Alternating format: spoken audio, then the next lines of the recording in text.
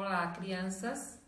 Agora eu vou passar para vocês alguma explicação do livro de história. Vou falar primeiro sobre o Barroco Mineiro. Fica na página 257. Abram o livro de vocês e vamos ler juntos. De acordo com o que a gente for lendo, eu vou explicando algumas coisas para vocês. O Barroco Mineiro. O Barroco Mineiro é considerado a primeira expressão artística genuinamente brasileira. Gente, barroco quer dizer arte decorativa, estilo artístico.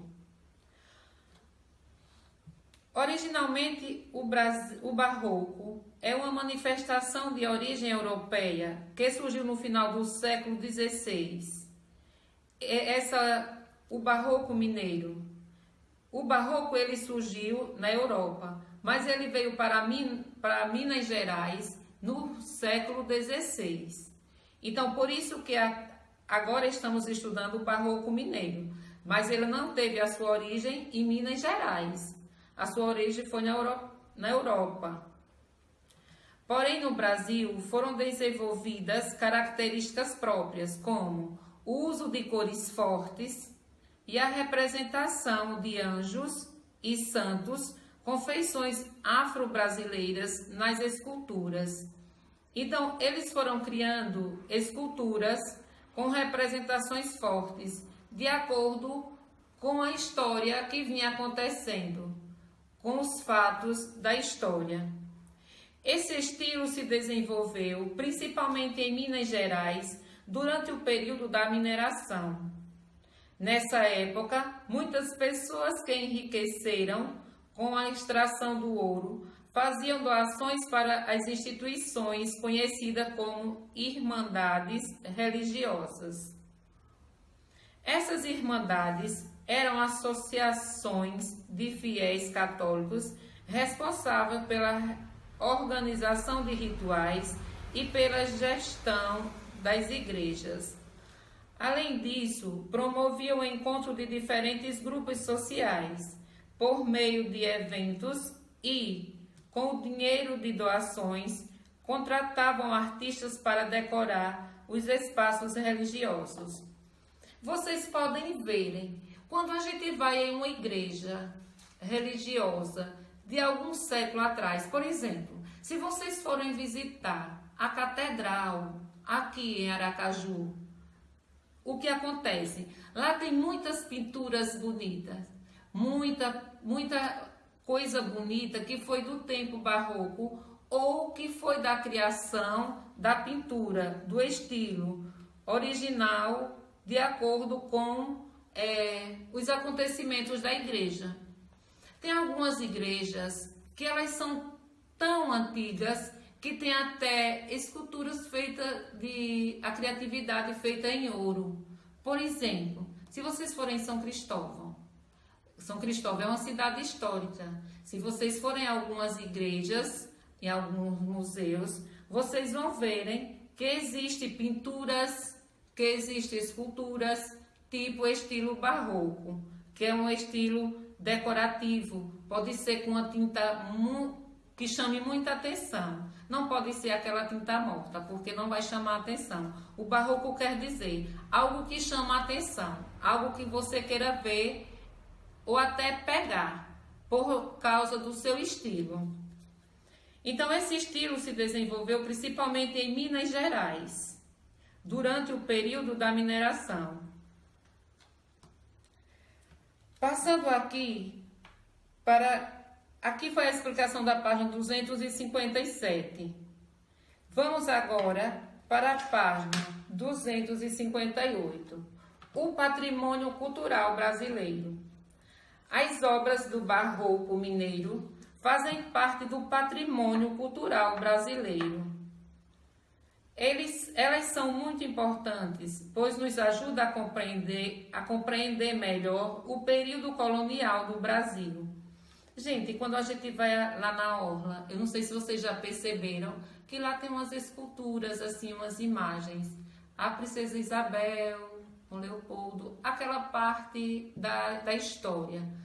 Isso também desenvolve curiosidade. É um estilo cultural, que faz parte da nossa história e que chama a atenção. É o período que o Brasil foi povoado, da primeira expedição, que veio por Martim Afonso de Souza. Então faz parte da nossa história, o barroco. Quando veio foi nesse período. Por isso a preservação das construções e das obras de arte barrocas, assim como de outros patrimônios culturais, é fundamental e deve ser responsabilidade de todo cidadão brasileiro. As cidades de Ouro Preto e Diamantina, por exemplo, foram declaradas Patrimônio Mundial da Humanidade pela Unesco. A Unesco é a Organização das Nações Unidas, Ciências e Cultural. Então, a Unesco é o que une a humanidade, os patrimônios, é o que zela pelo patrimônio, é o que dá ideias, é o que cuida. O Centro Histórico da cidade de Diamantina, em Minas Gerais, vocês podem ver aqui na página 258. Vejam. O Centro Histórico da cidade de Diamantina, em Minas Gerais, foi reconhecida como Patrimônio Mundial pela Unesco em 1999.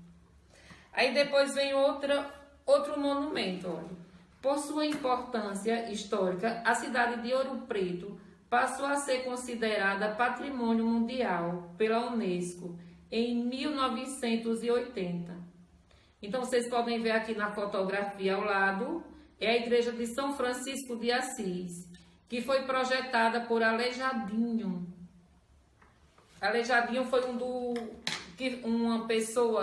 pintor que fez a obra, pintou várias obras em barroco, em escultura barroco, com tintas fortes, como eu já falei para vocês.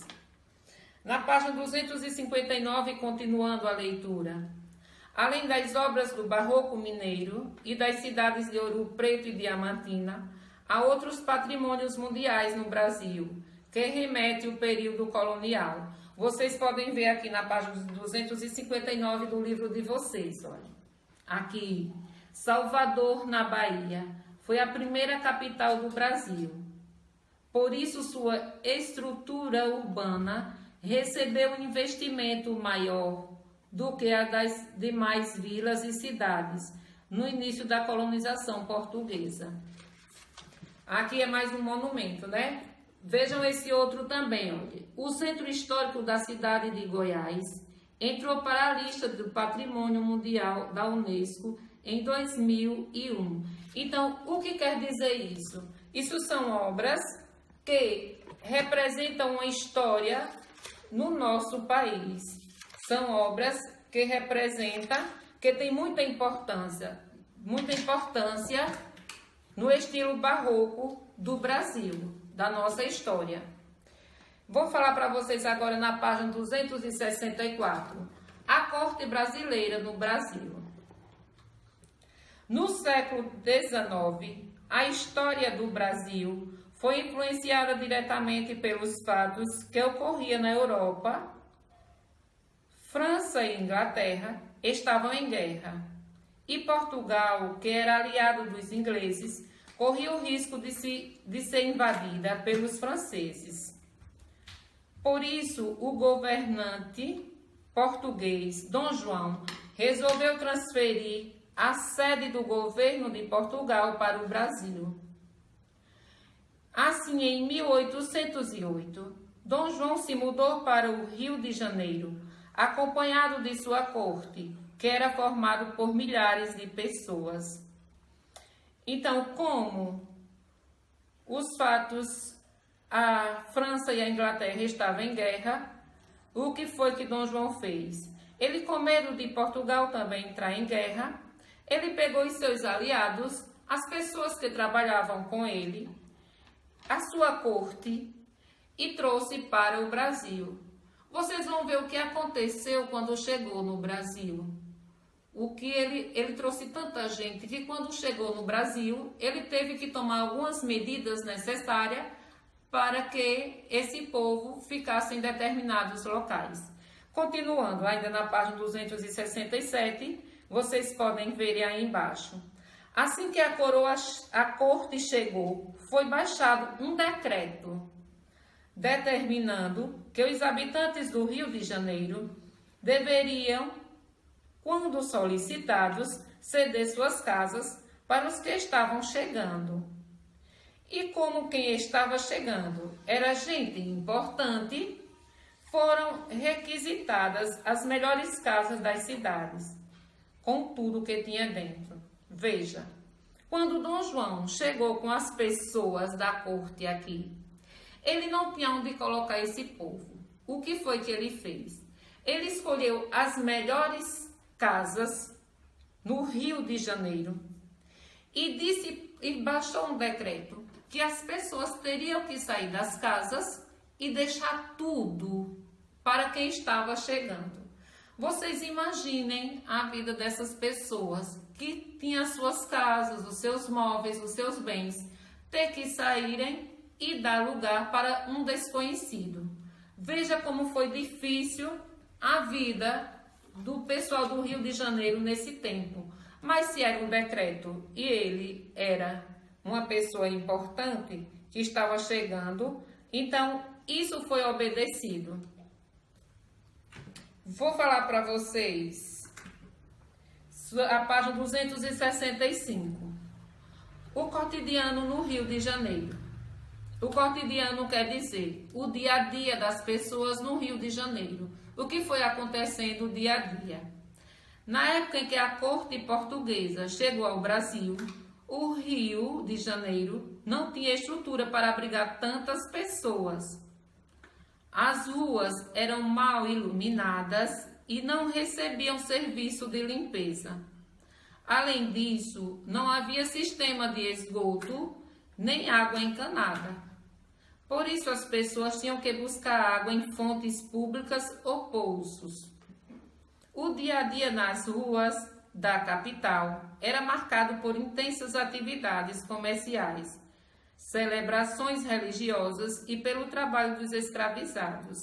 Então, para vocês verem, quando ele foi chegando tanta gente da corte, que o Rio de Janeiro ele se tornou pequeno, até porque naquela época não era a cidade que é hoje, né? Era uma cidade que estava se formando, era uma cidade pequena. As ruas mal iluminadas, não tinha serviço de limpeza. Vocês imaginem o que acontecia nas ruas, não tinha rede de esgoto. Imaginem o que acontecia quando as pessoas tinham que fazer as suas necessidades. Essas coisas eram jogadas em ruas, em céu aberto. Além disso, não tinha água encanada. As pessoas tinham que buscar em fontes, em poços. E para vocês verem como era difícil a vida das pessoas que vieram de lá. Como se tornou difícil. Se juntando com a vida das pessoas que já tinham deixado as suas casas para os outros morarem, né? O dia a dia nas ruas era marcado com atividades, celebrações religiosas e pelo trabalho dos escravizados. Então, o Rio de Janeiro, ele recebeu muita gente na época, mas não foi fácil para ninguém. Com o passar do tempo, vocês vão verem nos próximos capítulos que Dom João ele foi criando movimentos para colocar as pessoas em determinados locais. Ele foi arrumando as ruas, ele foi fazendo limpeza pública, colocando iluminação pública, foi criando rede de esgoto e com isso foi se arrumando, mas com o passar do tempo. Mas como o pessoal vieram de lá, o Rio de Janeiro não tinha estrutura para receber tanta gente. Abertura dos portos. Em 1808, Dom João abriu os portos brasileiros. As nações amigas, ou seja, os parceiros comerciais de Portugal, estabelecendo o fim do Pacto Colonial. O que foi o Pacto Colonial? O Pacto Colonial é a prática em que cada colônia só podia comercializar com a sua metrópole. O que é metrópole? Metrópole era a cidade que tinha mais poder, era a que podia mandar. E a colônia eram as cidades menores, os lugares que eram mandados por a metrópole. Esse assunto é da página 265. Vamos passar agora para a página 266, que a gente vai falar sobre o trabalho escravo nas cidades. Veja o que aconteceu. Página 266. Por as figuras, vocês já vão vendo que não foi tão fácil para os escravos. Não é isso? O trabalho escravo nas cidades. Grande parte da população que vivia nas cidades brasileiras do século XIX era composta de escravizados. Então, a maior população eram as pessoas que trabalhavam para os outros, eram os escravizados, eram as pessoas exploradas. Entre 1808 e 1831, cerca de 750 mil pessoas foram trazidos da África na condição de escravos. É aquela história dos escravos que eu já falei para vocês, que eles vinham em navios, alguns morriam porque não tinham condições de bons tratos, não tinha comida, não tinha água, a viagem era muito longe. Então, algumas pessoas trazidas da África, elas tinham condições ruins. E o que aconteceu? Aqueles que trabalhavam nas ruas, vendendo produtos ou carregando mercadorias, era conhecido como escravos de ganho. O que era escravo de ganho? Aquelas pessoas que faziam trabalho e recebiam alguma coisa em troca. Então, eles ganhavam alguma coisa em troca. Não era muita coisa não, viu? Mas recebia alguma coisa em troca. Havia também os escravos que trabalhavam nas residências dos senhores, conhecidos como escravos domésticos. Por exemplo, as escravas que ficavam com as suas senhoras, cuidavam das filhas das senhoras, cozinhavam, lavavam e trabalhavam nas casas dos senhores, eram conhecidos como os escravos domésticos. Seus serviços eram variados, como fazer a limpeza, preparar os alimentos e cuidar das crianças. Então, aqui fica o resumo dessas páginas da atividade da página 257 a 266. Vocês leiam com atenção e respondam a atividade que eu vou colocar na plataforma das páginas do livro, certo? Até a próxima aula de História.